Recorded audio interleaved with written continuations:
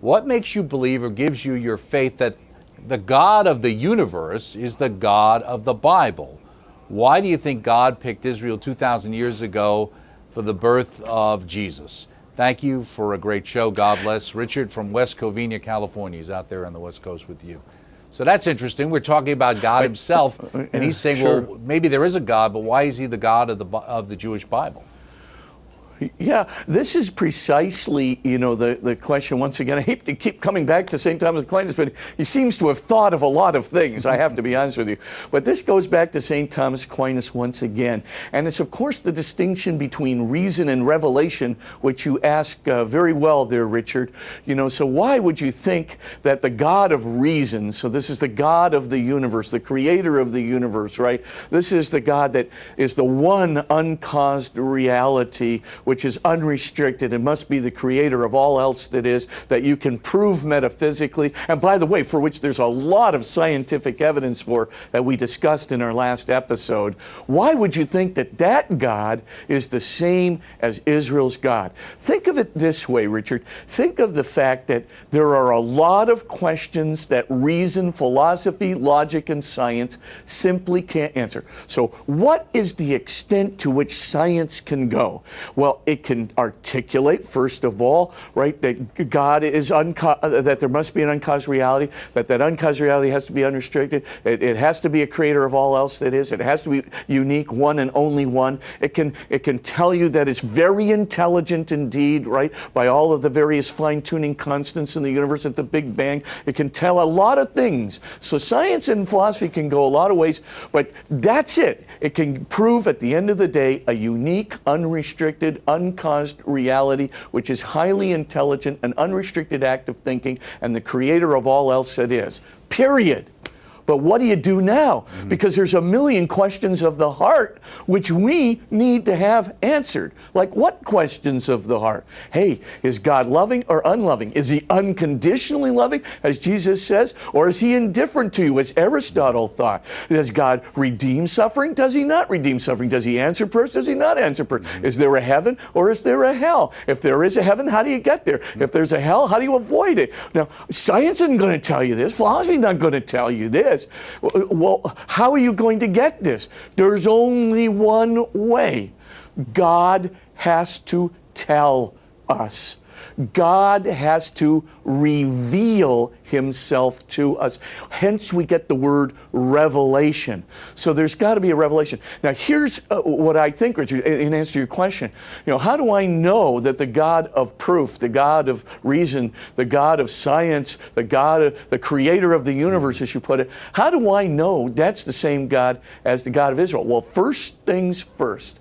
I figured that God being highly intelligent and that God who's made the universe and created the universe in a way that will be ostensibly friendly, not perfectly friendly, but friendly 98% of the time to the rest of the human race that's burgeoning and developing in it, unless, of course, we blow ourselves up. But the point, of course, is that God, I believe it's perfectly believable that God wouldn't leave us in the abyss. That God would just create us with all the questions that remain after our reason, experience, and science have exhausted themselves, that he just goes, well, figure it out for yourself, good luck, but I'm not going to say anything.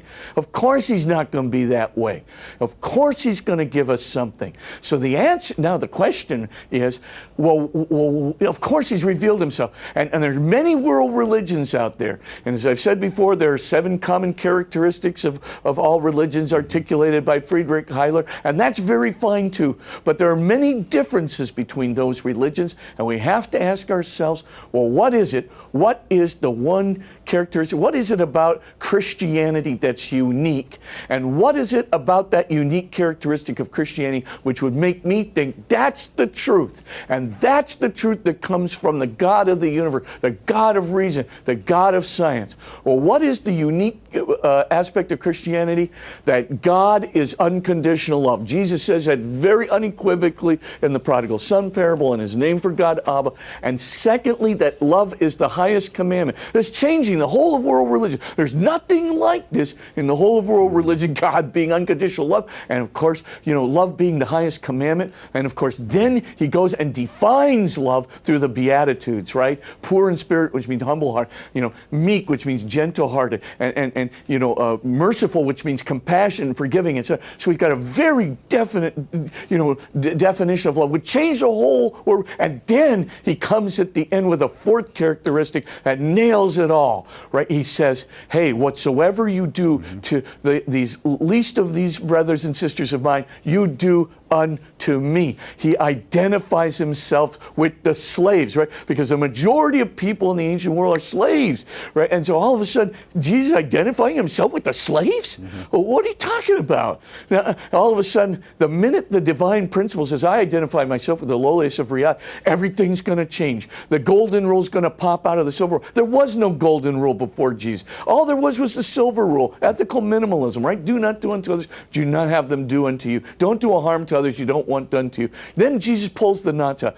Do unto others as you would have them do unto you. Do the good for others you want done to you. The sky's the limit. All of a sudden, altruism's out of the bag. Jesus has identified himself with the lowest of the low. Love is the highest commandment. Love is being defined through the Beatitudes. God is unconditional love. Now, is that a keeper? Is that a truth? Well, if you believe that it is, right. If you believe that that this is truth in your heart, if this galvanizes you in your heart to say, yes, love truly is the most positive dimension of my life. Yes, love is the one attribute that can never go wrong. Every other power I have can be misdirected.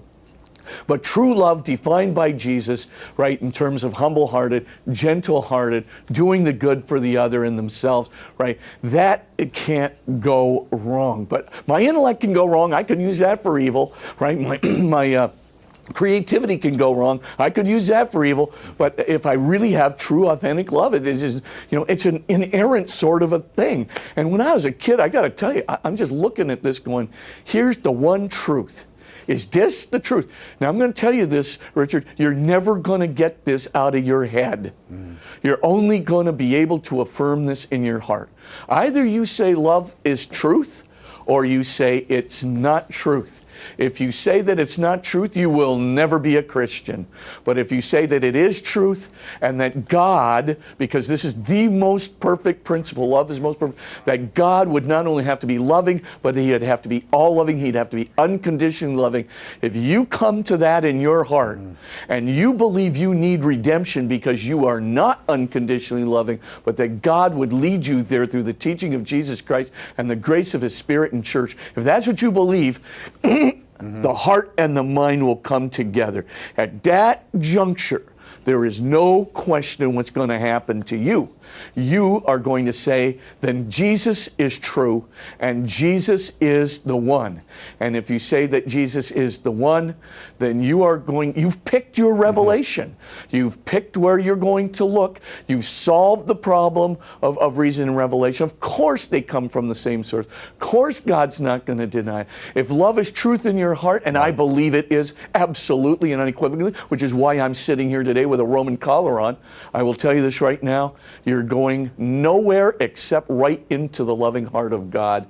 And you can follow that revelation absolutely with complete certitude and know that that God of revelation is the same as the God of the universe, the one unrestricted, uncaused, unrestricted act of thinking, which is the creator of all else that is.